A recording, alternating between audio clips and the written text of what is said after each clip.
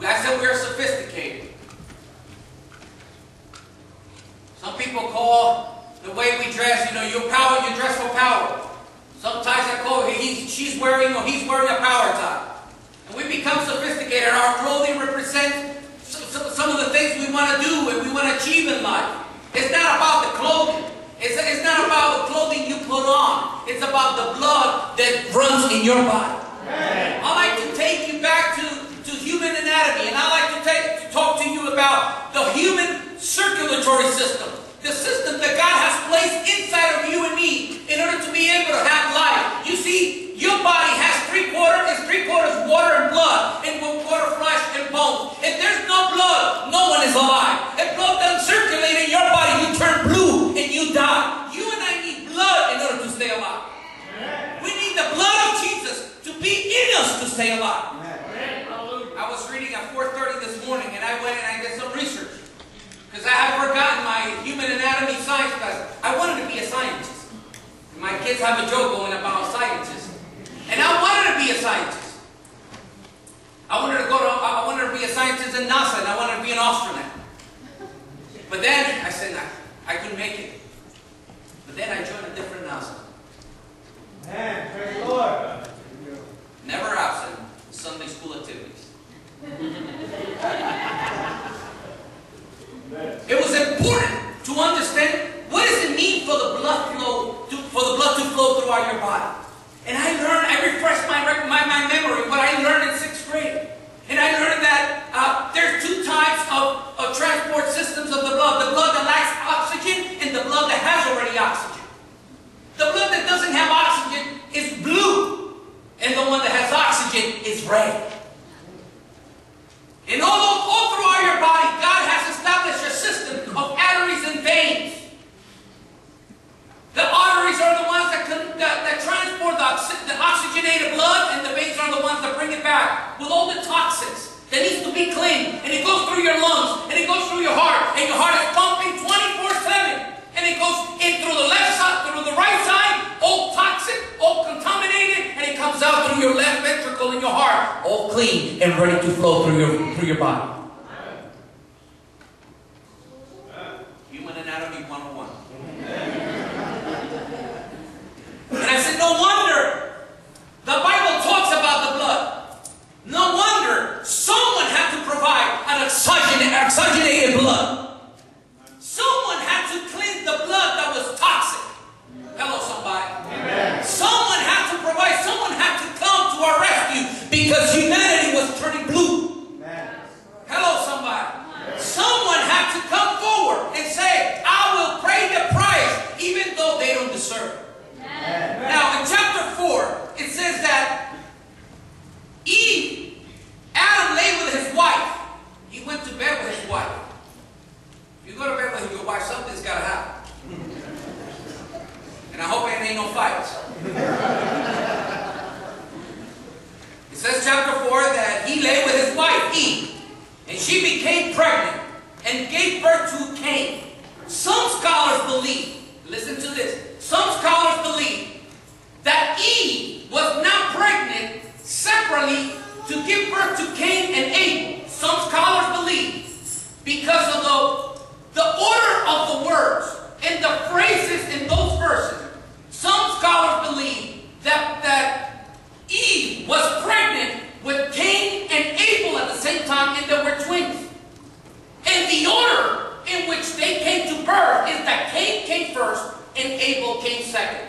You know, the Bible doesn't clarify, but it makes no difference to us because the story is what it is. But it could potentially make sense because the book of Genesis is full of stories of pregnancies of women who give birth to twins. And there's this battle going on in the womb of women, such as Isaac's wife, Rebecca, when she was giving birth to Esau and his brother Jacob. And later in chapter 38 of the book of Genesis, Perez and Sherah were fighting in his mother's womb.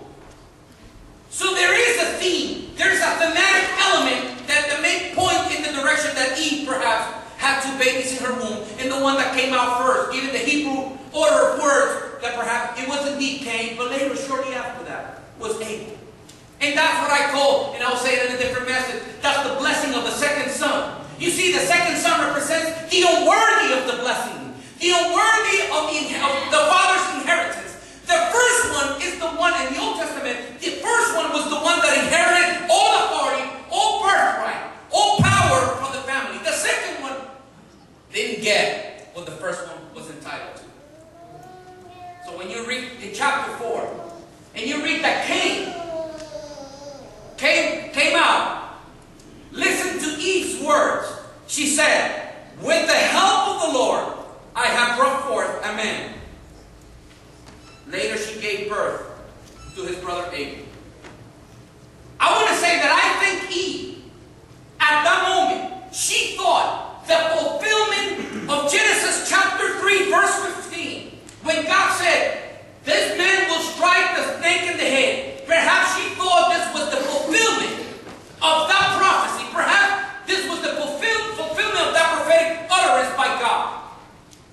That's why it would make sense why she gave thanks for this man, who now we know ended up committing the first homicide and killing his brother. When God confronted Adam after they sinned, what he said, well, the woman you gave me, he blamed on the woman. When God confronted Cain, Cain didn't put the blame on anybody else. Cain answered back to God in such a rebellious way that Adam didn't do that when he committed a sin. But to Eve's surprise, the young man in whom she had put perhaps the hopes that he would strike the snake on the head ended up committing the first homicide.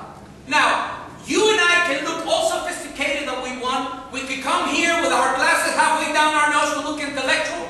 We may wear a suit, we may wear whatever we wear. As long as you don't mind me stumbling, as long as you don't mind me shouting and saying, I give God thanks for his blood, I don't mind you being sophisticated. Amen. There's a lot happening today because Jesus paid the price for your sin and my sin. Amen. It is important to realize that when I was all busted and disgusted, I only had to take one step for God to forgive my sin. Amen. And become anew again. And have life again, and have a future, and have a focus, and have an understanding of what it means to be a child of the Most High. Amen. Now, when we read in John, it said that, before I go to John, I don't have a lot of slides to show you, and I don't have notes for you to take. Trust me. If you want to take notes, that's up to you. I think this is the message that you will capture a whole lot more by listening than by taking the notes. Because I'm going 1,000 miles per hour. You can't write while you're driving. We're driving right now.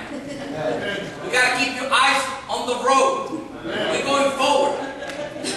You see, when Cain slain his brother, Abel, it says that God, in verse 10, he said, the Lord said, what have you done?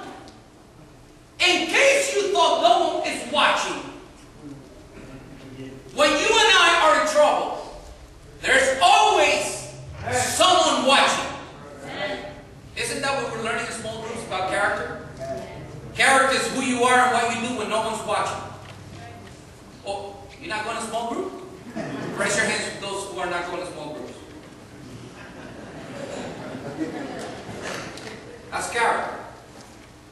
The Lord said to Cain, what have you done? Listen. Your brother's blood cries out to me from the ground. Now Abel was dead. Abel was dead as he can be. But God said, your brother's blood is crying out from the ground. When Abel was dead and his blood fell on the ground was cursed. Yeah, take note of that.